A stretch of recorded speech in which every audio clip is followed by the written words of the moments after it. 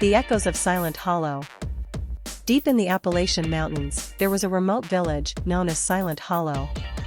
It was a place few had heard of, nestled in a valley, surrounded by dense, ancient forests.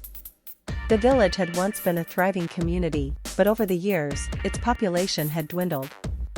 Now, only a handful of residents remained, living in the shadow of a dark and mysterious past. The people of Silent Hollow were quiet, reserved, and wary of outsiders. They spoke in whispers about the strange occurrences that plagued their village, unexplained noises in the night, eerie lights in the woods, and, most unsettling of all, the echoes. The echoes were unlike anything anyone had ever heard.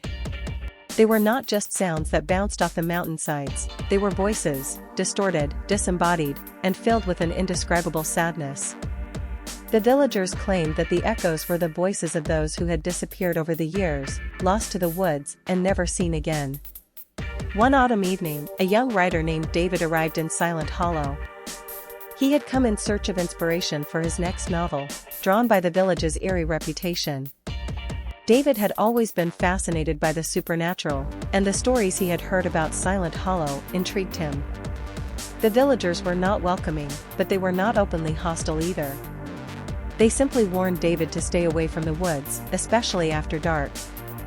But David was determined to uncover the truth behind the village's mysteries, and he had no intention of leaving until he had done so. David rented a small cabin on the outskirts of the village, near the edge of the forest. The cabin was old and weathered, with creaking floorboards and drafty windows. It was the perfect place for a writer seeking solitude, but as night fell, David couldn't shake the feeling that he was being watched. The first night was uneventful, but the second night was different. David was sitting at his desk, writing by the light of a flickering candle, when he heard it, the faint sound of voices carried on the wind. He froze, listening intently as the voices grew louder, more distinct. They were coming from the woods. Curiosity getting the better of him, David grabbed his flashlight and stepped outside. The air was cool and crisp, and the night was eerily still. The voices continued, but they were distant, echoing through the trees like a chorus of whispers. David followed the sound, his heart pounding in his chest as he ventured deeper into the forest. The further he went, the louder the voices became. They seemed to be all around him, coming from every direction. David could make out fragments of words, but they were disjointed, impossible to understand. The forest was dark, the trees towering overhead like silent sentinels. The only light came from his flashlight, which flickered ominously as he moved. After what felt like hours of walking, David reached a clearing in the woods. In the center of the clearing stood an old, crumbling stone well, covered in moss and vines.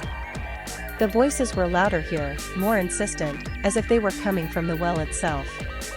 David approached the well cautiously, shining his flashlight down into the darkness. The light barely penetrated the gloom, but he could see that the well was deep, impossibly deep. The voices echoed up from the depths, and for the first time, David felt a stab of fear. There was something wrong about this place, something deeply unsettling. As he stood there, peering into the well, the voices suddenly stopped. The silence was deafening, pressing in on him from all sides. David's flashlight flickered again, and then went out, plunging him into darkness. Panic set in as David fumbled to turn the flashlight back on. His hands shook, and he could feel the cold breath of the forest on the back of his neck. Just as he was about to give up, the flashlight sputtered to life, casting a dim, wavering beam of light. But the light revealed something that made David's blood run cold. Standing at the edge of the clearing, just beyond the reach of the light, were shadowy figures, dozens of them. They were human in shape, but their features were indistinct, as if they were made of smoke or mist. Their eyes glowed faintly in the darkness, and they stared at David with an intensity that made his skin crawl. The figures began to move toward him, slowly at first, then faster as they closed in.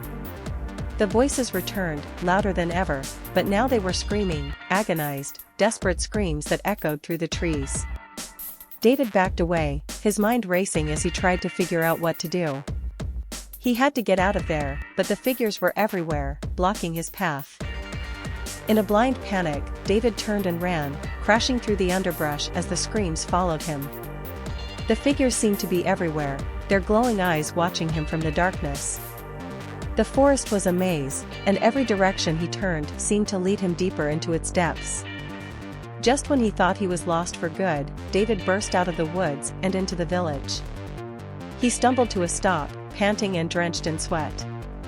The villagers were there, waiting for him, their faces grim. "You heard them, didn't you?" one of the villagers asked, his voice filled with sorrow. David nodded, too shaken to speak.